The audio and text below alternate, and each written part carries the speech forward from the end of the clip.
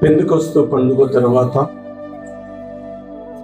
8వ ఆదివారంలో మనం ప్రవేశించాం. ఈరోజు చర్చ్ ఆఫ్ సౌత్ ఇండియా అంతటిలో ధ్యానం చేసేటువంటి పాల్మానిక అంశం ఏంటంటే అభిషేక పరిచర్య, ordained ministry, call to serve not for glory అంటున్నాడు. ప్రియమైన దేవుని బిడ్డలారా, దేవుని పరిచర్య కొరకు కొందరిని దేవుడు అభిషేక పరుచుకుంటూ ఉంటే దీని వెనుక ఉన్నటువంటి దేవుని యొక్క ఉద్దేశం సేవ చేయడానికి తప్ప మనము ఘనపరచబడడానికి కాదు అనే సత్యాన్ని మనం జ్ఞాపకం చేసుకోవాలి. ప్రియులారా, నేటి సభ్య సమాజంలో సేవ విస్తారంగా జరుగుతుంది అని అనుకుంటున్నప్పటికీ సేవకుల యొక్క ఎంపిక దేవుని చేత జరుగుతుందా లేక తమ్మును తామే సేవకులుగా ప్రతిష్ఠించుకుంటున్నారా అనే సందిగ్ధత కనబడుతున్న దినాల్లో మనం ఉన్నాం. సంఘాలలో ఒక్కొక్కరికి ఒక్కొక్క బాధ్యత ఇస్తూ ఉంటారు. సెక్రటరీగా, ట్రెజరీగా, కమిటీ మెంబర్స్ గా ఇస్తూ ఉంటారు. వారి పరిపాలనలో ఏదైనా వ్యత్యాసం వచ్చినప్పుడు, తేడాలు వచ్చినప్పుడు ఈ సంఘం నుండి విడిపోయి వారు సొంతగా సంఘాలను స్థాపించుకొని వారికి తమ్మునికి తామే సేవకులమని ప్రకటించుకుంటున్నటువంటి పరిస్థితులు ఈ దుర్దినాలలో ఉంటూ ఉన్న పరిస్థితులు గమనిస్తున్నాం.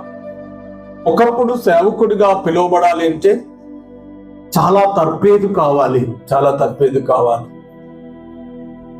ఆ సేవా జీవితంలో ఎదురవుతున్నటువంటి అనేక ఒడిదుడుకులు, అనేకమైన కష్టాలు, అనేకమైన శ్రమలను భరిస్తూ వాటిని సహిస్తూ యేసు వైపు చూచుచూ సాగున వానిని ఆ పెద్దలు గురువర్గ పరిచర్య కొరకు ప్రతిష్ఠించేవారు.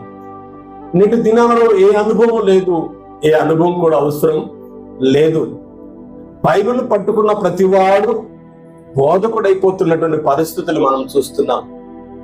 ఒకప్పుడు బ్రతకలేనటువంటి వాడు బడిపంతులు అని పిలిచేవారు. ఏదీ లేకపోతే 4 మాటలు చెప్పి బ్రతకడానికి ఒక టీచర్గా ఎంపిక చేసేవారు. ఇప్పుడైతే ప్రస్తుత దినాలలో బ్రతక నేర్చినటువంటి వాడే కాపరి అన్నటువంటి పరిస్థితి కనబడుతుంది. ఏ ఉద్యోగం లేకపోతే బైబిల్ పట్టుకొని బయలుదేరుతున్నారు. ప్రియమైన దేవుని బిడ్డారా, వారు కూడా దేవుడు మమ్మల్ని పిలిచాడు అని అనుకుంటున్నారు.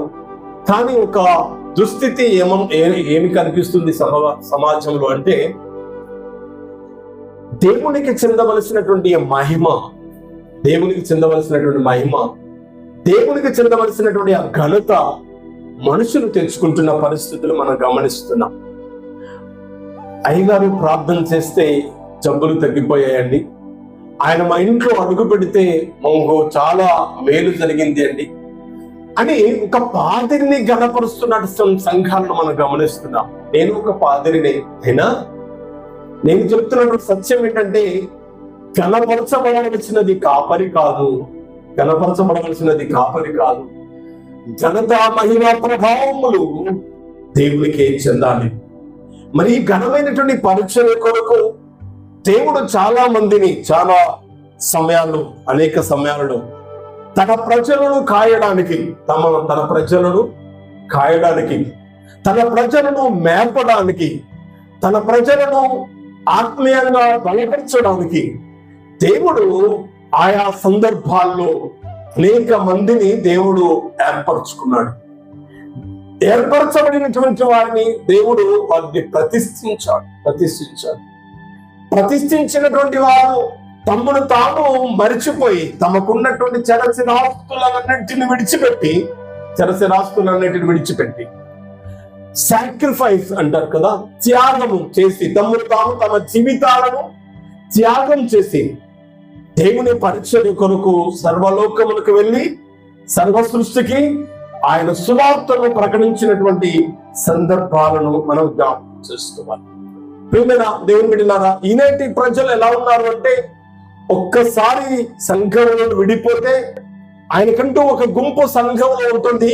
10 కుటుంబాలను ఆయన వెంట తీసుకుని వెళ్తాడు. కొన్ని కుటుంబాలను ఆయన వెంట తీసుకుని వెళ్తాడు. ఒక గుడి కడతాడు, లేక రిటైర్మెంట్ అయినటువంటి డబ్బులు ఉంటాయి కదా, ఆ డబ్బులతో ఒక గుడి కడతాడు. తానే పాస్టర్ని, తానే కాపరిని, దేవుడు నన్ను పిలుచుకున్నాడు అని తన్ను తానే ప్రకటించుకుంటూ ఉంటాడు. ప్రియమైన దేవుని బిడ్డలారా, అలా ప్రకటింపబడినటువంటి వారు దేవుని చేత ప్రతిష్ఠించబడిన వారా, దేవుని పరిచర్య కొరకు వారు తమను త్యాగం చేసుకున్నారంటే ఈ రోజు వారు వట్టి వారిగా కనబడొచ్చేమో, కానీ కొన్ని దినాలు చూస్తే వారు ఈ రోజు ఏమీ లేకపోయినా సంవత్సరం తిరగగానే కార్లు కొనుక్కుంటున్న పరిస్థితి, ఇండ్లు కట్టుకుంటున్న పరిస్థితి. ప్రియమైన దేవుని బిడ్డలారా, మన సిఎస్ఐ సంఘంలో మనం గమనిస్తే 10 సంవత్సరాలు చేసిన, 100 సంవత్సరాలు చేసిన, చివరికి ఉండడానికి ఒక గృహము లేని పరిస్థితి, ఒక కారు కొనుక్కోలేని పరిస్థితి. కారణం ఏంటంటే మన సంఘంలో కొన్ని కట్టుబాట్లు ఉన్నాయి, కొన్ని నిబంధనలు ఉన్నాయి, చట్టము, లా అండ్ ఆర్డర్ కదా మనకు కలిగినటువంటి వారుగా ఉంటున్నాం. ప్రియమైన దేవుని బిడ్డలారా, మరి మన ఈ పరిచర్య కొరకు దేవుడు అభిషిక్తులుగా కొందరిని ఏర్పాటు చేసుకుంటున్న పరిస్థితులు మనం గమనిస్తున్నాం. ఒక మాట మీకు చదివి ముందుకు నడిపించడానికి ప్రయత్నం చేస్తాను. గలతీయులకు రాసిన పత్రిక 6వ అధ్యాయము, గలతీయులకు రాసిన పత్రిక 6వ అధ్యాయము 3వ వచనాన్ని చదువుకుందాం. ఎవరైనాను వట్టి వాడై ఉండి తాను ఎన్నికైన వాడని ఎంచుకొని ఎడల తన్ను తానే మోసపరుచుకోను అని జ్ఞాపకం చేస్తున్నాడు. చాలా జాగ్రత్త. ఈ కడువరి దినాల్లో, ఈ కడపటి సమయాల్లో ప్రియమైన వాళ్ళ చాలా మంది భ్రమపరిచేటువంటి ఆత్మను ప్రేరేపింపగలిగినటువంటి వారుగా తమను తానే ప్రవక్తలమని, తమను తానే అపోస్తలులమని, తమను తానే కాపరులమని ప్రకటించుకుంటున్నటువంటి పరిస్థితులు కనబడుతున్నాయి. అపోస్తలులు అంటే యేసు క్రీస్తు ప్రభువారి ద్వారా స్వయాన పిలువబడి ఆయన చేత పంపబడినటువంటి వారు మాత్రమే అపోస్తలులు అని పిలువబడ్డారు. ఈ అపోస్తలుడు అన్న మాటకు అర్థం ఏంటంటే పంపబడిన వారు అని. నేటి దినాల్లో చాలా మంది అపోస్తలుడు అని పెట్టుకుంటున్నటువంటి వారిని మనం చూస్తూ ఉన్నాం. మీరు ఎవరి చేత పిలువబడ్డారో, ఎవరి చేత అభిషేకించబడ్డారో కూడా తెలియదు. నిన్నగాక మొన్న ఈ మధ్య కాలంలో నా దగ్గర ఒక స్టూడెంట్ గా ఉన్నటువంటి ఒక వ్యక్తి, నా దగ్గర పాఠాలు నేర్చుకున్నటువంటి ఒక వ్యక్తి హైదరాబాద్ వెళ్ళాడు, బ్రతకడానికి వెళ్ళాడు. అక్కడ బ్రతుకుతూ ఒక చర్చికి వెళ్ళాడు. ఆ చర్చికి వెళ్ళి 4 మాటలు నేర్చుకున్నాడు. కొన్ని దినాల తర్వాత బైబిల్ పరిజ్ఞానం నాకు బాగా వచ్చింది అని తను తానే హెచ్చించుకున్నాడు. తానే ఒక అంగీని కొనుక్కొని దక్ష మండలంలో ఉన్నటువంటి పీఠాధిపతులు ఎటువంటి వస్త్రాన్ని ధరిస్తారో అటువంటి వస్త్రాన్ని ధరించుకొని తానే బిషప్ అని ప్రకటించుకున్నాడు. హల్లెలూయా. ఏంటి ఇంత ఘోరమైన పరిస్థితులు! ఈ పరిచర్య వెనుక దేవుని యొక్క భారమైన బాధ్యత ఉంటుంది అనే విషయాన్ని మీకు జ్ఞాపకం చేస్తున్నాను. ఈ పరిచర్య నానా విధాలుగా ఉన్నాయి. కొందరిని ప్రతినిధులుగాను, కొందరిని ప్రతినిధులుగా ఉన్నారు.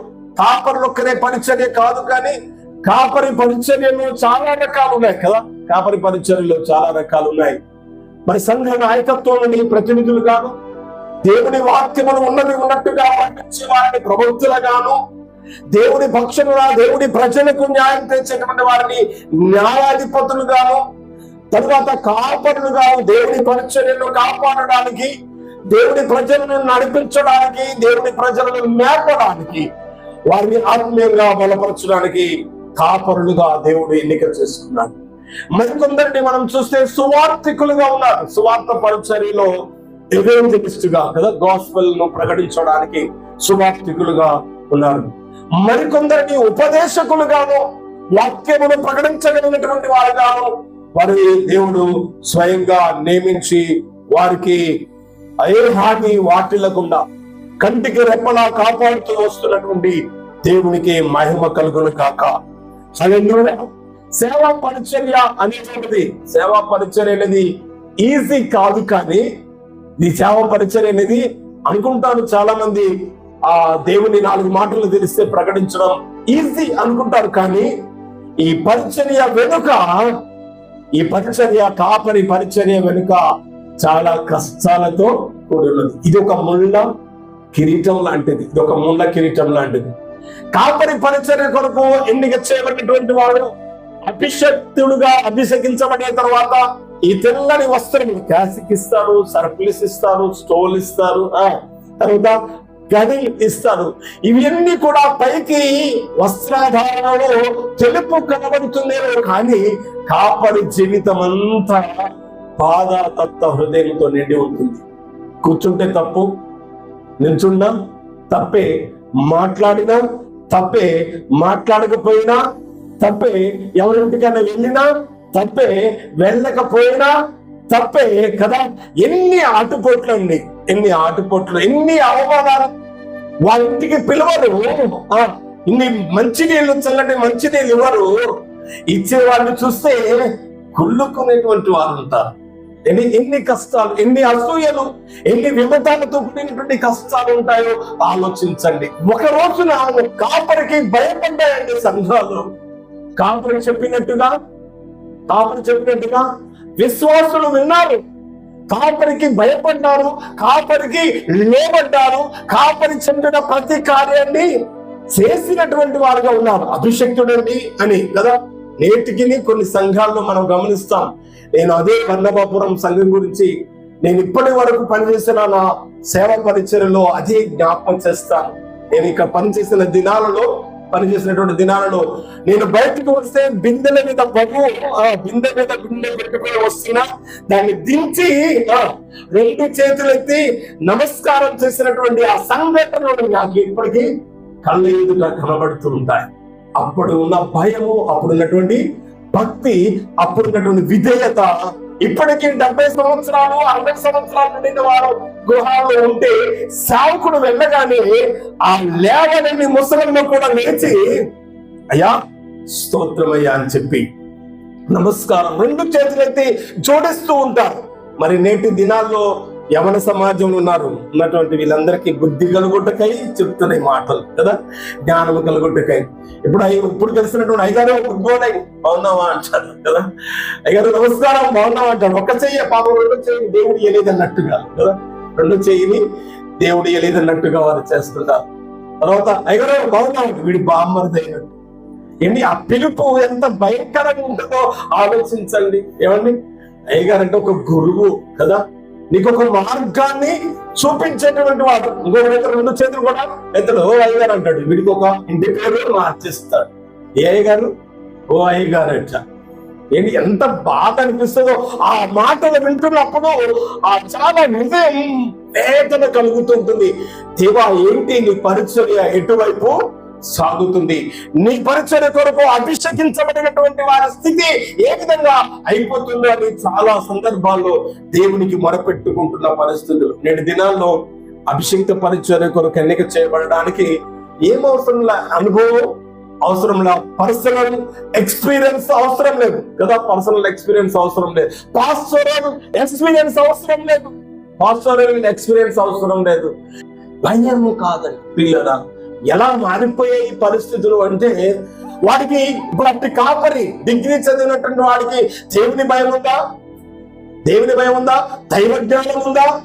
ఏంటి దైవ జ్ఞానం ఉందా? ప్రజలను నడిపించగలిగిన నాయకత్వ లక్షణాలు వారికి ఉన్నాయా? Outdoor service జరిగించగలరా? 4 ఆంధ్ర క్రైస్తవ కీర్తనలు పాడగలరా? ఇవన్నీ ఏమీ లేకపోయినా ఒకప్పుడు ఎవెంజలిస్ట్ గా వస్తే కనీసం ఒక 5 సంవత్సరాలు సేవ అనుభవం ఉంటేనే వాడిని ఆర్డినేషన్ ఇవ్వడానికి చూసాం. భయంకరమైన దుర్దినాలలో మనం ఉన్నాం ప్రియులరా. చాలా జాగ్రత్త. సేవా పరిచర్య అనేటువంటిది భారభరితమైనది. సేవకులు కావు, పరిచర్య భారభరితమైనది. రెండవది ఏంటంటే బాధ్యత కలిగినది. మీలో ఎవరికైనా బాధ కలిగితే మొదటగా బాధపడేవాడు ఎవరో తెలుసా? మొదట బాధపడేవాడు ఎవరండి? సేవకుడమ్మా ఒక తండ్రి పాత్రలో, తండ్రి స్థానంలో ఉన్నాడు కనుక ఆ కుటుంబంలో తండ్రి యొక్క బాధ్యత ఏంటంటే ఆ కుటుంబంలో భార్యకు బాధ కలిగినా, తమ పిల్లలకు బాధ కలిగినా మొదట బాధపడేవాడు కదా తండ్రి కదా. అలాగే సంఘంలో ఉన్న విశ్వాసులకు ఏ బాధ కలిగినా మొదట బాధ కలిగేవాడు ఎవరంటే, బాధపడేవాడు ఎవరంటే సేవకుడు. కానీ నేటి దినాల్లో మనం చూస్తున్నాం సేవకుల యొక్క దుస్థితులు మనం చూస్తున్నాం.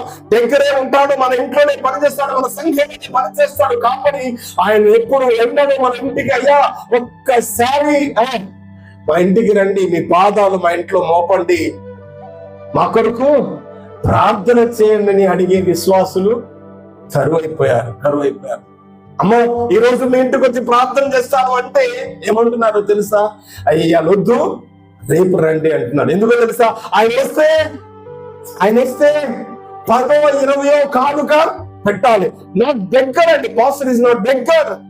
పాస్టర్ అనేటువంటి వాడు బెగ్గర్ కాదు, అంటే అడుక్కునేవాడు కాదు, భిక్షగాడు కాదు. క్రమముగా నువ్వు దేవుడికి పరిచారకుడికి సహకరిస్తే నీ ధన నిధిని పరలోకమందు నువ్వు దాచుకున్నట్లే. దేవుని స్తోత్రం. ఈరోజు నువ్వు 10 రూపాయలే ఇవ్వచ్చు, ఈరోజు 10 రూపాయలు ఇవ్వచ్చు, నువ్వు 100 ఇవ్వచ్చు, కోట్ల రూపాయలు నీ కొరకు దేవుడు పరలోకమందు సిద్ధపరుస్తాడు. దేవుని స్తోత్రం. మీరందరూ, నేను గర్వపడతాను, మీ హస్తాలన్నీ ఈ సేవకుని తయారు చేశాడు. ఈరోజు మీ ముందు నిలవబడ్డ ఈ సేవకుడు వట్టిగా రాలేదు. నేను ఎన్ని సంఘాల్లో పనిచేసిన వర్ణవాపూర్వం సంఘం మాత్రమే నా తల్లి సంఘం అని నేను చెప్పుకుంటాను. హల్లెలూయా. ఎందుకు తెలుసా?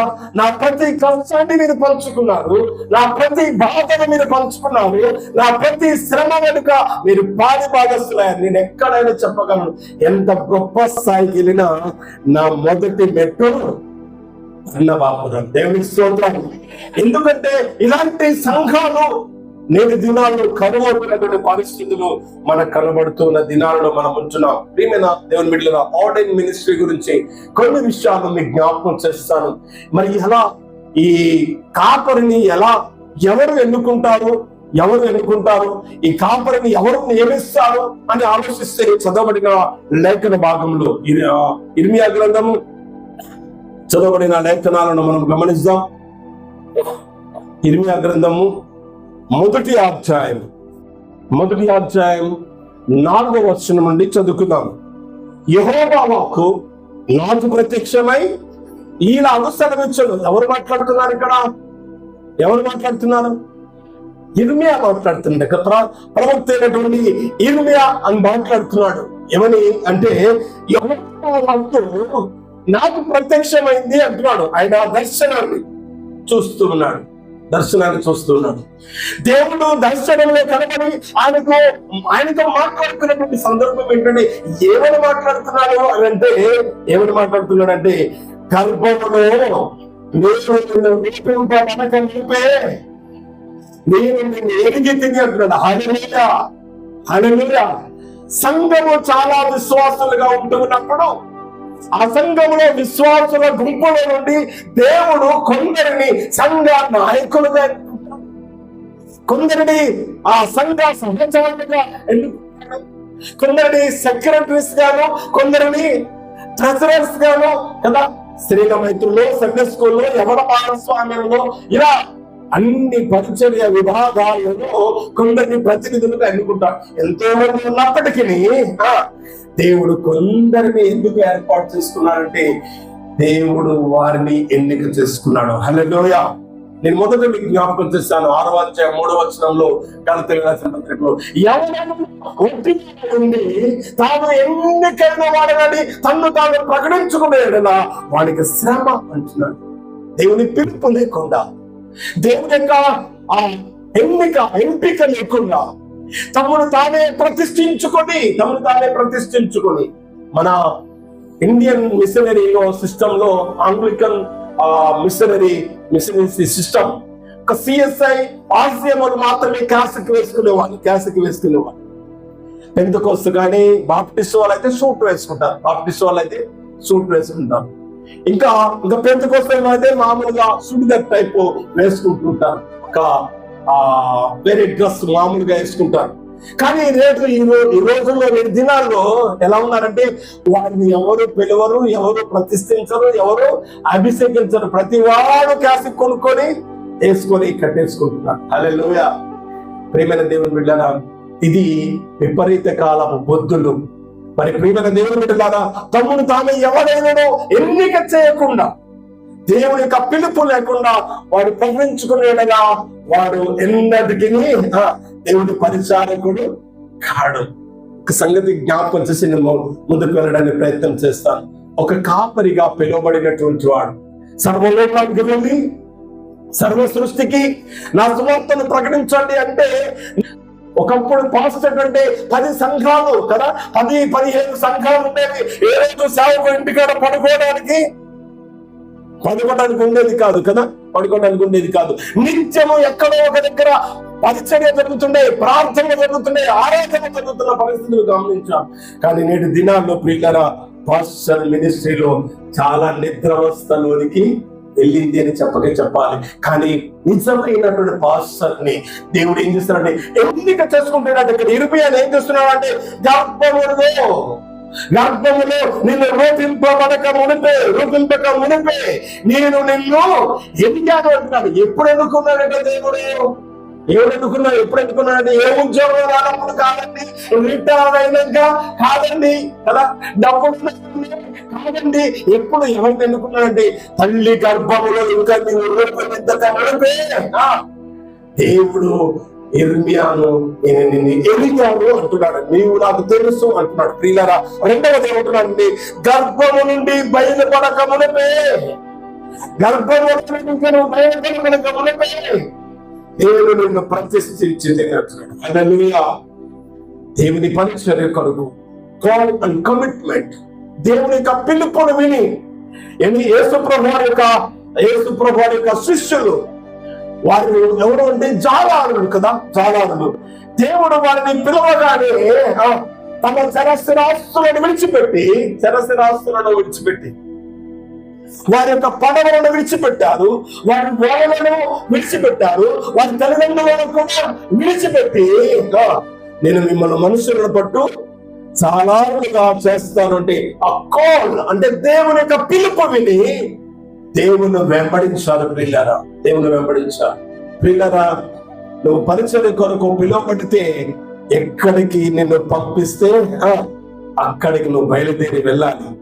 ఎక్కడ సువార్త ప్రకటించాలో నీ అవసరత అక్కడ ఉందో అక్కడికి వెళ్ళి సర్వ సృష్టికి స్వార్థము ప్రకటించాలి. ఎందుకు ఈ పాస్టర్ పరిచర్య అంటే, క్రీస్తు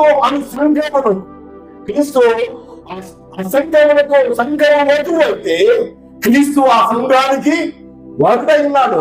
క్రీస్తు యొక్క శరీరము సంఘము అయితే ఆ క్రీస్తు అనబడినటువంటి ఆ శరీరం అనబడిన ఆ సంఘాన్ని కాయుటకును, సంరక్షించుటకును, విచారించుటకును, సమాహరించుటకును, వారిని ప్రోత్సహించడానికి దేవుడు నిన్ను ఎన్నిక చేసుకున్నాడు. రాస మర్యాదలు అనుభవించడానికి కాదు, విలాసవంతమైన జీవితానికి కోసం కాదు. ఈ రోజు పాస్టర్స్ ఎలా ఉన్నారంటే వేసుకున్న షూ కూడా ఇప్పకుండానే ప్రసంగాలు చేస్తున్నటువంటి పరిస్థితులు మనము నేటి దినాల్లో గమనిస్తున్నాం. దేవుని పరిచర్య కొరకు పిలువబడిన ప్రతి వ్యక్తిని ఒక్క విషయాన్ని జ్ఞాపకం చేస్తాను. దేవుని పరిచర్య కొరకు దేవుని ప్రజలను నడిపించడానికి ఒక వ్యక్తిని దేవుడు ఎంపిక చేసుకున్నాడు. ఆయన పేరు ఏంటంటే మోసే కదా. మోసే పిలిచినటువంటి ఆ మోసేను దేవుడు ఎలా ఆశీర్వదించాడో తెలుసా? ఒక లిబరేటర్ అంటాడు. లిబరేటర్ అంటే ఒక విమోచకుడిగా దేవుడు మోసేను ఆశీర్వదించాడు. రెండవది ఒక ప్రీస్ట్ గా ఒక ప్రవక్తగా, ఒక యాజకుడిగా దేవుడు మోసేను ఆశీర్వదించాడు. మూడవది ప్రీస్ట్ గా అంటే ఒక ప్రవక్తగా మోసేను దేవుడు ఆశీర్వదించాడు. ప్రియమైన దేవుని బిడ్డలారా, ఈరోజు సంఘాలలో నీవు పరిచర్య చేస్తున్న నీవు ఎటువంటి బాధ్యతలను కలిగి ఉన్నావు? ఎటువంటి బాధ్యతలు కలిగి ఉన్నావో ఒక్కసారి జ్ఞాపకం చేసుకోవడానికి మనం ప్రయత్నం చేయాలి. దేవుడు మనల్ని ఎన్నిక చేసుకున్నాడు ఆయన ఘనమైన పరిచర్య కొరకు. ఎఫెసీయులకు రాసిన పత్రిక 4వ అధ్యాయం, ఎఫెసీయులకు రాసిన పత్రిక 4వ అధ్యాయం 13వ వచనంలో ఒకసారి మనం గమనిస్తే, పరిశుద్ధులు సంపూర్ణులగునట్లు క్రీస్తు శరీరము అనగా సంఘము క్షేమాభివృద్ధి చెందుటకును పరిచర్య కర్మము కలుగుటకును ఆయన అనగా దేవుడు కొందరిని అపోస్తలుగాను, కొందరిని ప్రవక్తలుగాను, కొందరిని సువార్తికులుగాను, కొందరిని కాపరులుగాను, కొందరిని ఉపదేశకులుగాను దేవుడు నియమించాడు. హల్లెలూయా. ఎవరు నియమించాలండి? కాపరి పరిచర్య కొరకు. అయ్యా, ఇందాక చదువుకున్న సువార్త పాఠం ఒక తల్లి వచ్చింది ఆయన దగ్గరికి, ఏసయ్య దగ్గరికి కదా, వచ్చి అయ్యా నాకు 2 కుమారులు ఉన్నారు, నాకు 2 కుమారులు ఉన్నారు, ఆ 2 కుమారులు ఏం చేయమంటున్నారంటే కుడి ప్రక్కన ఒకరిని ఎడం ప్రక్కన ఒకరిని కూర్చోబెట్టుకో అంటున్నాడు. అంటే 2 పక్కన కొడుకుల్లో కూర్చోబెట్టుకుంటే మిగతా వారందరూ ఏం చేయాలి మరి? మిగతా వారందరూ సేవ చేయడానికి అనర్హులా? ఆలోచించండి. మన ఆశా జీవితం లేక మన పరిచర్య ధర్మం, ప్రేమైన దేవుని బిడ్డరా, మనం ఎన్నిక చేయడం కాదు, కానీ దేవుడు మనలను ఎన్నిక చేసుకోవాలనే విషయాన్ని జ్ఞాపకం చేస్తున్నాం. ప్రేమైన దేవుని బిడ్డరా, మత్తయి సువార్త 10వ అధ్యాయం, మత్తయి సువార్త 10వ అధ్యాయం 6 నుండి 8 వచనాలు. ఇశ్రాయేలు వంశం నుండి నశించిన గొర్రెలు వెళ్ళుచో ఏం చేయాలంట? కాపర్లు పరలోక రాజ్యము సమీపించి ఉన్నది. పరలోక రాజ్యము సమీపించి ఉన్నదని ప్రకటించుడి, రోగులను స్వస్థపరచుడి, చనిపోయిన వారిని లేపుడి, కుష్ఠరోగులను శుద్ధులుగా చేయండి, దయ్యములను వెళ్ళగొట్టండి, ఉచితముగా పొందితిరి గనుక ఉచితముగానే ఇయుడి. ఏదైనా ఒక మీటింగ్కి వెళ్తే అక్కడ ఒక పాట పాడతారు, ఆ పాట పాడుతుంటే ఉజ్జీవంగా ఉంటే ఒక కర్చీపు దేవుడికి ఇవ్వబడతాయి. ఆ కర్చీపులు ప్యాంట్ లాగా గిర్రా గిర్రా గిర్రా గిర్రా తిప్పుతుంటే ఈ కర్చీపు లేని వాడిపై అనిపిస్తుంటే నాకు కూడా ఒక కర్చీపు ఉంటే బాగా అనుకుంటాడు. ఇప్పుడు అక్కడి నుంచి వెంటనే వీడు ఎప్పుడైతే అనుకున్నాడో అక్కడి నుంచి అనౌన్స్మెంట్ వస్తాయి, మీ కొరకు కర్చీపులు సిద్ధపరచబడ్డాయి, ఒక్కొక్క కర్చీపు కదా చెప్పండి 100 రూపాయలు, పోయేటప్పుడు వాడు కొనుక్కోపోతాడు. ఇప్పుడు దేనికని అంటే గిర్రా గిర్రా తిప్పడానికి. ఏంటంటే కర్చీపులు కూడా అమ్ముకుంటున్నటువంటి సేవకులు చూస్తున్నాం. ఇంకా కొన్ని పరిస్థితులు చూస్తే కొబ్బరి నూనె కదా, కొబ్బరి నూనె వాళ్ళు అభిషేక తైలం కదా అని చెప్పి మోసపూరితమైనటువంటి రీతిలో కొబ్బరి నూనె అమ్ముకుని బతికేటోళ్ళు లేదా? ఆలోచించాలి. నీవు మనస్సు మంచిదైతే మురికి నీరు కూడా ఔషధమే. హల్లెలూయా. నీ మనస్సు స్వచ్ఛతగా లేనంత వరకు ఎన్ని వాటర్ బాటిల్స్ కొనుక్కున్నా, ఎన్ని కొబ్బరిలో తైలాభిషేకాలు కొనుక్కున్నా, నీ హృదయం పరిశుద్ధత లేకపోతే నీలో స్వస్థత కార్యాలు జరగవు అనే విషయాన్ని జ్ఞాపకం చేసుకోవాలి. నేటి అమాయకపు జనాంగం ఏంటంటే అసలు 2 స్వస్థత కలిగింది. అక్కడికి వెళితే కాదు, అక్కడ దేవుడు ఉన్నాడని చెప్తావు. అక్కడ కాదు, నువ్వు ఎక్కడ ఉంటే అక్కడ దేవుడు నీతో ఉంటాడు. హల్లెలూయా. అక్కడేమో యవన భాగస్వామ్యం కొరకు ధన నిధులు పంపించండి అంటే మద్రాసు పంపిస్తారు, చెన్నై పంపిస్తారు, కలకత్తా పంపిస్తారు. మీ దశమ భాగం, మీకు వచ్చిన జీతం నుండి దశమ భాగాలు మా దగ్గర పంపించండి అంటే అక్కడ పంపిస్తారు. కోట్ల రూపాయలు. వారిది ఎంత పెద్ద సంఘం అంటే వారు ఎక్కడున్నారో కూడా ఆ ప్రాంగణంలోకి వెళ్తే ఆ సేవకుడు ఎక్కడెక్కడ వెతికినా ఆ సేవకుడు దొరకడు కదా. నీ పక్కనే ఉంటాడు సేవకుడు, నీ కొరకు ప్రార్థన చేస్తాడు, నీ కొరకు కన్నీరు కారుస్తాడు, నువ్వు ఏడిస్తే ఏడుస్తాడు, నువ్వు బాధపడితే బాధపడతాడు, నీకు శ్రమ వచ్చిందంటే నీ వెంట వస్తాడు. ఎవరైనా చనిపోతే వాళ్ళ దగ్గర తెల్లవాళ్ళు కూర్చుంటాడు, వాళ్ళ తెల్లవాళ్ళు కూర్చుంటాడు. వీడికేమో ఇక్కడ పనిచేస్తున్న సేవకుడికేమో కిన్నెడు మంచి నీళ్ళు కూడా ఇవ్వడు. ఇన్ని మంచి నీళ్ళు కూడా కొంచెం వెతినాడు. కొన్ని మంచి నీళ్ళు కూడా ఇవ్వరు. అయ్యా తిన్నావా అని అడిగేవారు ఎవరైనా ఉంటారా అంటే అది కూడా ఉండరు. కానీ ఇక్కడ నీకు వచ్చినటువంటి ఆదాయం నుండి ఎక్కడో ఉన్నటువంటి ఆ టెంపుల్ ఈ టెంపుల్ పంపిస్తే వాళ్ళు ఒక కర్ర మొక్కిస్తే ఏంటి దాని మీద ఒక స్టిక్కర్ అంటిచ్చిస్తే దాని గుమ్మం ముందు పెట్టుకొని ఇది ఎక్కడదండి అని అడిగితే అయ్యా మేము పలాని స్వార్థ సంఘములకు మేము భాగస్వాములము అక్కడికి 10,000 రూపాయలు పంపిస్తే మాకు ఒక చిన్న బొమ్మ చూసి ఎడవండిక నాకెంత బాధ అనిపిస్తుందండి. అంటే నా వరకు నాకు ఇయ్యలేదని బాధ కాదు, కానీ నీ సంఘములో కను దయానీయమైన కష్ట నష్టములు భరిస్తూ ఉన్నా లేకపోయినా ఏదో కొనుక్కున్న తెల్లటి పాయింట్ తెల్లటి సొక్క వేసుకున్నంత మాత్రాన ఆయన మనసు తెల్లగా ఉందనుకుంటున్నారా? ఎన్ని కష్టాలు ఉన్నాయో తెలుసా, ఎన్ని సమస్యలతో ఉన్నాయో తెలుసా? ఎప్పుడైనా అతని మనసులోకి నువ్వు చూసావా? నీ దగ్గర నీ కొరకు పనిచేస్తున్న సేవకునికి నీవేనాడైనా సహాయం చేసే వారిగా ఉన్నావా? ఈ రోజున వారు గొప్ప వారి మీద కార్లు కొంటున్నారు, ఇంకా ఫ్లైట్లు కొంటున్నారు, ఇక్కడ భూమండలమే కాదు చంద్రమండలం మీద కూడా భూములు కొనుక్కునే వారిగా ఎదిగిపోతున్నారు.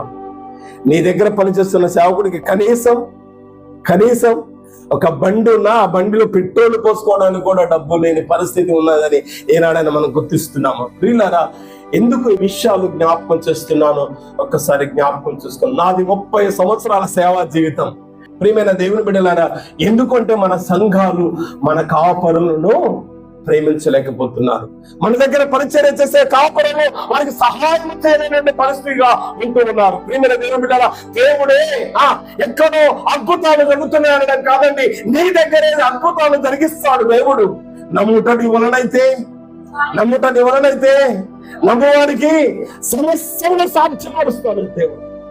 మొదట నువ్వు ఎక్కడికో పరిగెత్తుతున్నావు అంటే అర్థం ఏంటంటే మొదట నీ దగ్గర నమ్మకము లేదు. ప్రియులారా, నువ్వు దగ్గర నమ్మకం లేకుండా నువ్వు ఎక్కడికి పరిగెత్తినా ఉపయోగము. ప్రియ సహోదరి సహోదరులారా, దేవుడు కొందరిని ఏర్పాటు చేసుకున్నాడు. ఎందుకు ఏర్పాటు చేసుకున్నాడంటే నశించిన గొర్రెల యొద్దకు వెళ్ళొచ్చు, పరలోక రాజ్యము సమీపించినదని ప్రకటించడానికి దేవుడు ఆయా సమయాల్లో ఆయా సందర్భాల్లో దేవుడు వారిని కొందరిని ఏర్పరచుకొని ప్రతిష్ఠించుకొని వారిని అభిషేకించాడు. ఎందుకంటే రోగులను స్వస్థపరచడానికి, చనిపోయిన వారిని లేపడానికి, కుష్ఠ రోగులను శుద్ధులుగా చేయడానికి, దయ్యములను వెళ్ళగొట్టడానికి ఇవన్నీ కూడా మీరు ఉచితంగా పొందాడు. ఉచితంగానే ఇవ్వండి అంటే ఉచితంగా పొందినవి డబ్బులు పెట్టి అమ్ముతున్న పరిస్థితులు నేటి దినాల్లో మనం ఉంటున్నాం. ఈ భయంకరమైన పరిస్థితుల్లో మోసపూరితమైనటువంటి వారి మాట నమ్ముతాడు, కానీ ఉన్న మాట అంటే ఊళ్ళో ఉండనివారట. ఉన్న మాట అంటే ఊళ్ళో ఉండనివారి పరిస్థితి. యథార్థవాది లోక విరోధి కదా, యథార్థవాది లోక విరోధి. చెప్పుడు మాటలు విని, మోసపూరితమైన మాటలు విని ఎక్కడెక్కడో పరిగెట్టకు తల్లి. పరిగెట్టే ముందు నీ హృదయాన్ని పదిలపరుచుకోవాల్సినటువంటి అవసరత ఉన్నది అంటున్నాడు. మీరందరూ కూడా ఒక సేవకుడు మాత్రమే, ఒక అయ్యగారు మాత్రమే సువార్త ప్రకటించడం కాదు, కానీ ఈ సువార్తను వింటున్న ప్రతి వాడు సువార్త పరిచర్యలో పాలి భాగస్తులు కావాలి. దేవుని స్తోత్రం. హల్లెలూయా. పాటలు పాడేవారు, వాయిద్యాలు వాయించేవారు కదా, ఏంటి వాక్య పఠనం చేసేటువంటి వారు, వీరందరూ కూడా సేవా పరిచర్యలో పాలి భాగస్తులే అనేటువంటి విషయాన్ని మనం జ్ఞాపకం చేసుకోవాలి. ప్రియమైన దేవుని బిడ్డలారా, దేవుని ఎదుట ఒక పాదిరిగా, మాదిరికరమైనటువంటి ఒక మంచి పాదిరిగా మనం నువ్వు ఉండాలంటే ప్రధాన కాపరి అయినటువంటి యేసు వైపు నువ్వు చూడాలి. ఆయన తేజో మహిమను నువ్వు చూడగలగాలి. నువ్వు ఆయన చూడనంత వరకు, ఆయన వెంబడించినంత వరకు, ఆయన మాటలు విననంత వరకు ప్రియులారా దేవుని పరిచర్య అభివృద్ధి చెందలేకపోతుంది. కారణం ఏంటంటే బయట వాడిని ప్రేమించినంతగా స్థానిక సేవకులను నువ్వు ప్రేమించలేనటువంటి వాడిగా ఉంటావు.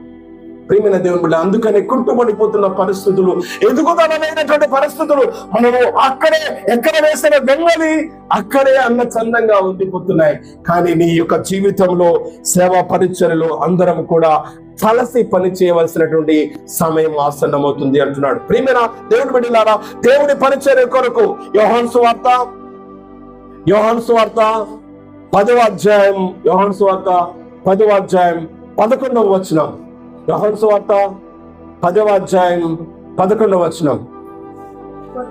నేను గొర్రెలకు మంచి కాపరిని. మంచి కాపరి తన గొర్రెల కొరకు ఏం చేస్తాడంట? కాపరి ఏం చేస్తాడంట? కాపరివా ఈరోజు మేపరివా? ఏంటి ఎలా ఉన్నాయి పరిస్థితులు అంటే, మేసేవాడివా ఏంటి కాసేవాడివా అన్నట్టుగా ఒకసారి ప్రశ్న వేసుకుంటే ఎవడు కూడా కాసేవాడు లేడు. ఎక్కడ ఎలా ఉంది పరిస్థితి? అందరూ మేసేవాళ్ళే కదా. కంచే సేనును మేస్తే కాపాడేవాడు ఎవడండి? కంచే సేను మేస్తే కాపాడేవాడు ఎవడు ఉంటాడు? కాపరి ఎలా ఉండాలంటే ఏమంటున్నాడండి? ప్రాణం పెట్టేవాడుగా ఉండాలని. యేసయ్య మనందరికి మంచి గొర్రెల కాపరి. ఆ మంచి గొర్రెల కాపరి తన గొర్రెల కొరకు ప్రాణం పెడతాడు అని జ్ఞాపకం చేస్తుంది. పేతురు రాసిన మొదటి పత్రిక, పేతురు రాసినటువంటి రెండవ పత్రిక 5వ అధ్యాయం 4వ వచనంలో జ్ఞాపకం చేస్తాడు. ప్రధాన కాపరి ప్రత్యక్షమైనప్పుడు మీరు వాడబారని మహిమ కిరీటమును పొందుతారు. దేవుడు ప్రత్యక్షమైనప్పుడు మీరు వాడబారని మహిమ కిరీటాన్ని పొందగలిగేటువంటి స్థితిని దేవుడు ఇస్తాడు. పిల్లల హెబ్రీయులకు రాసిన పత్రిక 13వ అధ్యాయం 20వ వచనం అంటాడు, గొర్రెల గొప్ప కాపరి అని యేసు అంటాడు కదా. గొర్రెల గొప్ప కాపరి అయినా యేసు, మనందరి మంచి కాపరి, మన కొరకు ప్రాణం పెట్టే ప్రధాన కాపరి ఆయన కాపరి పరిచర్యలో, ఆయన కాపుదలలో మేసే వారంగా, లేక ఆయన మాటను వినే వారంగా, ఆయన స్వరమును వినే వారంగా, లోబడే వారంగా ఎవరైతే ఏ సంఘం అయితే ఉంటుందో ఆ పరిచర్య నురంతలుగా వర్ధిల్లుతుంది అని విషయాన్ని మీకు జ్ఞాపకం చేస్తున్నాను. ప్రియమైన దేవుని బిడ్డలారా, ఈ కీర్తన గ్రంథం 89వ కీర్తన 28వ వచనం అంటున్నాడు, కాపరి దేవుని పరిచర్య కొరకు ఎన్నిక చేయబడినటువంటి ఆ కాపరికి దేవుడు అంటున్నాడు, నా కృప నిత్యము అతనికి తోడై చేసేదని అంటాడు. నా నిబంధన అతనితో స్థిరముగా ఉండదు అని జ్ఞాపకం చేస్తున్నాడు. ఒకసారి కాపరి యొక్క విలువను గురించి మీకు జ్ఞాపకం చేసి ముగిస్తాను. ఒకసారి మొట్టమొదటిగా ఇశ్రాయేలు ప్రజలను నడిపించడానికి రాజుగా దేవుడు సౌలును ఎన్నిక చేసుకున్నాడు. సౌలును ఎన్నిక చేసుకుని ఆ రాజుగా అభిషేకించబడిన తర్వాత దేవునికి లోబడి వెళ్ళిన వ్యక్తిగా మారిపోయాడు. దేవునికి దూరంగా ఉండడం మొదలుపెట్టాడు. దురాత్మ ఆయనను ఆవరించింది. ఎప్పుడైతే దేవునికి దూరం అయ్యాడో దేవుడు ఆయన ఏం చేస్తున్నాడు? విడిచిపెట్టడం మొదలు పెడుతున్నాడు. ఆయన స్థానాన్ని మరొకరికి ఇవ్వడానికి ప్రయత్నం చేస్తున్నాడు. ఆ మరో వ్యక్తి ఎవరంటే ఇశ్రాయేలు మొదటి రాజు సౌలు అయితే, ప్రియమైన వాళ్ళరా, ఆయన స్థానాన్ని మార్చి మరొకరికి దేవుడు ఎన్నిక చేయబోతున్నాడు. ఎవరు ఆ వ్యక్తి అంటే గొర్రెలు కాసుకునేటువంటి దావీదును. హల్లెలూయా. ఎందుకు ఈయనకున్న వ్యత్యాసం ఏంటంటే ఆయన అరణ్యంలో ఉండి దేవుని స్తుతిస్తున్నాడు కదా, దేవుని మహిమపరుస్తున్నాడు, దేవుని ఆరాధిస్తున్నాడు, దేవుని కొనియాడుతున్నాడు. ప్రతి స్థలంలో దేవునికి ఘనత, మహిమ, ప్రభావం చెల్లిస్తున్నాడు. కనుక గొర్రెలు కాసుకునేటువంటి దావీదుని తీసుకుని వచ్చి దేవుడు ఆయన రాజుగా అభిషేకించాలని ప్రయత్నిస్తున్నట్టు సమయంలో సౌలు దురాత్మ ఆ వశుడైనటువంటి వాడై దావీదును తరమడం మొదలు పెట్టాడు. తరమబడుతున్నాడు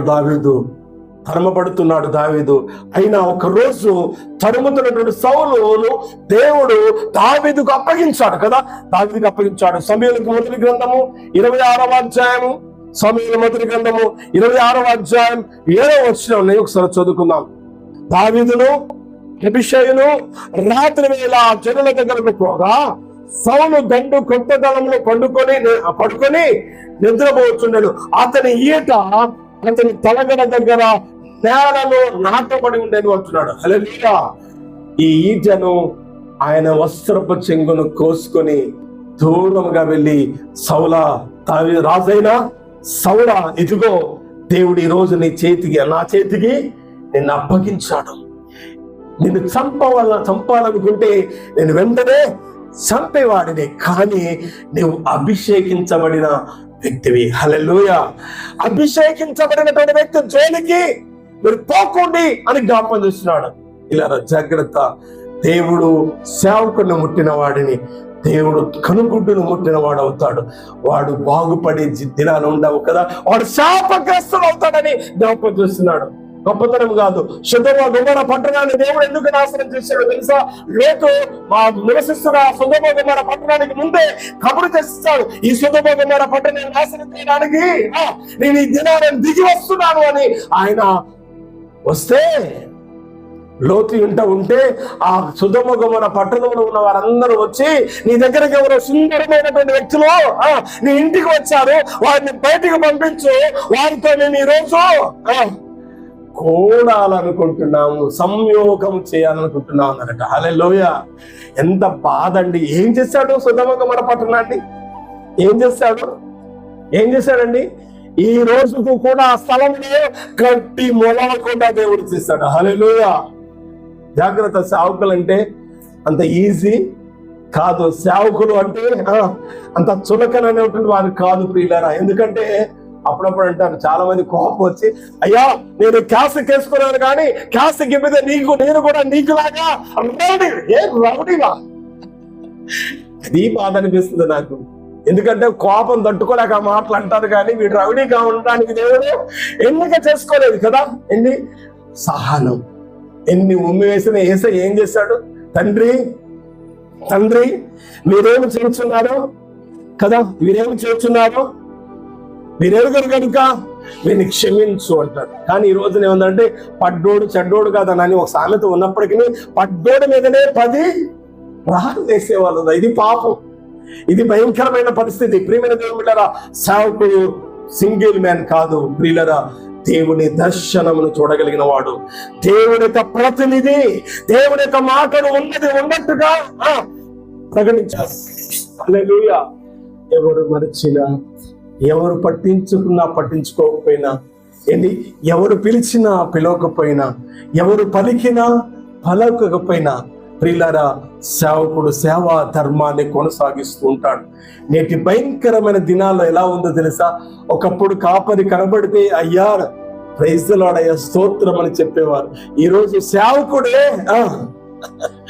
సేవకుడే విశ్వాసిని కలిసి ముఖం తిప్పుకొని వెళ్తుంటే, అయ్యా బాగున్నారా, ప్రైజ్ ది లార్డ్ అని 2 చేతులెత్తి నమస్కరించాల్సిన భయంకరమైన దినాల్లో నా ప్రియమైన దేవుని బిడ్డలారా, చివరిగా ఒక మాట చెప్పి నేను ముగించేస్తాను. హెబ్రీయులకు రాసిన పత్రిక 13వ అధ్యాయం, 17వ వచనాన్ని చదువుకుని ముగించేసుకుందాం. కాబట్టి ఆయన ద్వారా ఎల్లప్పుడూ అనగా ఆయన నామం ఒప్పుకొనొచ్చు, ఉపకార ధర్మంలో చేయటం మర్చిపోకుడి. అట్టి ఆగములు దేవునికి ఇష్టమైనవి. మీ పైన నాయకులుగా ఉన్నవారు లెక్క ఒప్ప చెప్పవలసిన వారి వలె మీ ఆత్మలను కాల్చున్నారు. పిల్లల జాగ్రత్త. వట్టిగా రావడం కదా, ఎక్కడెక్కడికో విసిరి పారేస్తున్నా దేవుడు అక్కడ ఉన్న ఆత్మను కాయడానికి, వారి ఆత్మను గురించి దేవునికి లెక్క అప్ప చెప్పడానికి సేవకుడు దేవుడు ఎన్నిక చేసుకున్నాడు. నిజమైన సేవకుడు ఎవరు అని మనం ఆలోచిస్తే ప్రియమైన దేవుని బిడ్డలారా, అలాగని విలాసవంతమైన జీవితాన్ని జీవిస్తున్న వారు సేవకుడు కాదు అని నేను అనడం లేదు. కానీ ఈ లోకం ఉన్న వాటన్నిటిని పరిత్యాజించి తమ్ముడు తాము రిక్తులుగా చేసుకుని ఆత్మల కాపుదల కొరకు, ఆత్మల రక్షణ కొరకు ఎవరైతే ప్రయాసపడతారో వారి నిజమైన సేవకుడు. వారు తినకపోయినా అమ్మేం చేస్తుందండి? అమ్మేం చేస్తుంది? ఇప్పుడంటే అందరికి లగ్జరీగా కనబడేటువంటి విధంగా వండుకుంటున్నారు. కానీ ఒకప్పుడు అన్నం వండితే వారి కడుపులు ఇంత చేసుకునే వారి పిల్లలు కదా, ఏం చేసుకుని ఉన్నదంతా తిని పెడుతుంటే మెత్తగా మెక్కి వెళ్ళిపోయేవాడు. కానీ అమ్మ అడుగున మిగిలిన మోటు చెక్కలను ఇంత కారమో లేకపోతే ఇన్ని నీళ్ళు పోసుకొని ఇంత ఉప్పు వేసుకొని కలుపుకొని కడుపు నిండా తిని బయటికి వెళ్ళేది. ఈనాడు నా పిల్లలు నాకు మిగల్చకుండా తిన్నారు అని ఏ తల్లి చెప్పాలి కదా. పిల్లారా, దేవుని సంఘ కాపరులు మీ కొరకు ప్రయాసపడుతున్నప్పుడు వారు మీ ఆత్మను గురించి దేవునికి లెక్క అప్పచెప్పవలసి ఉన్నది. అయితే మీరు చేయవలసిందండి, వారు దుఃఖముతో ఆ పని చేసిన మీకు నిష్ప్రయోజనమా కదా. ఏ సేవకుడైతే నీ ఇంట వస్తాడో, నీ ఇంటికి వస్తే నీ సన్నిధిలో ప్రార్థన చేస్తాడో ఆయన వట్టి చేతులతో పంపిస్తే నీ ఇల్లంతా ఒట్టికుండా అయిపోద్ది కదా. కొండాలుగా ఉంటది, ఒడిసిపోద్ది అంతా. ఏం తెలుసా, కొండాలుగా ఉంటది, దానిలో ఓటిపోయింది కనుక ఓడిసిపోతాయి. అంటే తెలియకుండా నిండా నింపిన నీళ్ళు ఏవైతే చెమ్మ చెమ్మ చెమ్మ చెమ్మ కారుదు, చివరికి కుండంతా ఖాళీ అయిపోతుంది. నీకున్న దానిలో నుండి గుప్పిలి విప్పి దేవుని పరిచర్య కొరకు సహకరించు. దేవుడు అద్భుతంగా దీవిస్తాడు నిన్ను. ప్రైజ్ ది లార్డ్, హల్లెలూయా. ఇదేమంటే నువ్వు ఇచ్చుట వలన దేవుని నుండి ఆశీర్వాదాలను రాబట్టుకుంటానని జ్ఞాపకం చేసుకోవాలి.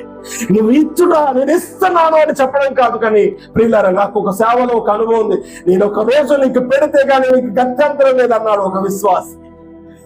నేను ఒక రోజు నీకు ఒక 10 రూపాయలు 100 రూపాయలు సహాయం చేయకపోతే నువ్వు ఎక్కడుండేవాడు అన్నాడు దేవుడు. ఆ వ్యక్తి నేను అన్నాడు, ప్రియులారా, ఒక ద్వారం దేవుడు మూస్తే 10 ద్వారాలను నా దేవుడు తెరుస్తాడు. హల్లెలూయా, హల్లెలూయా. ఆ 10 మందిలో నువ్వు ఉండగలిగితే నువ్వు ధన్యుడు కదా. ఆ 10 మంది నువ్వు ఉండగలిగితే నువ్వు ధన్యుడు. దేవుని పరిచర్యను ఏ పరిచారకుడు దుఃఖముఖంతో పనిచేయుట ఆ సంఘములకు శ్రేయస్కరం కాదు. ఆ కుటుంబ యజమానుడు దుఃఖంతో పనిచేసిన ఆ కుటుంబానికి శ్రేయస్కరము కాదు కదా. పొద్దున్న ఏడ్చుకుంటూ కూర్చున్నది అనుకోండి, ఆ కుటుంబం శాంతి ఉంటుందా, సమాధానాలు ఉంటాయా? సావుకుడు కూడా ఏమీ లేకపోయినా నాకు లేదని ఏ సావుకుడు చెప్పడు. కానీ నువ్వు గుర్తించి సహాయం చేయగలిగితే పరలోకమందు దేవుడు నీకు ఫలమును సిద్ధపరుస్తాడు. ఆమేన్, హల్లెలూయా, హల్లెలూయా. ప్రియమైన దేవుడు, నీ పక్షమున దేవుని సన్నిధిలో మొరపెట్టేవాడు నీ సేవకుడు. వాక్యోపదేశం పొందేవాడికి ఎందుకనంటాడు, గలతీయుల రాసిన 4వ అధ్యాయం 6వ వచనంలో జ్ఞాపకం చేస్తాడు. వాక్యోపదేశమును పొందేవాడు ఉపదేశించువానికి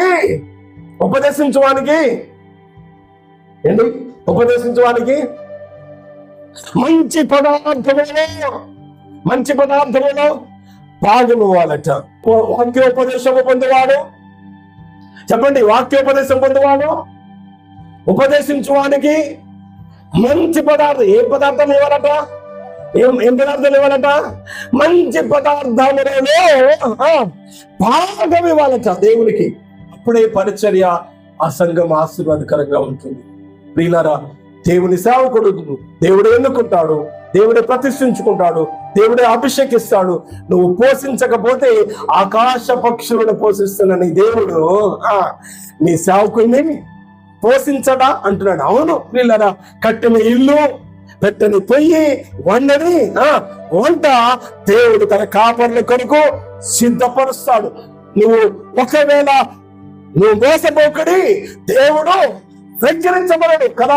ఏలియాకు కాకోలముల చేత ఆహారమును పంపిన దేవుడు నీ సేవకుని ఆకలి కొననిస్తాడా? వీళ్ళరా, జాగ్రత్త, ఆలోచించండి.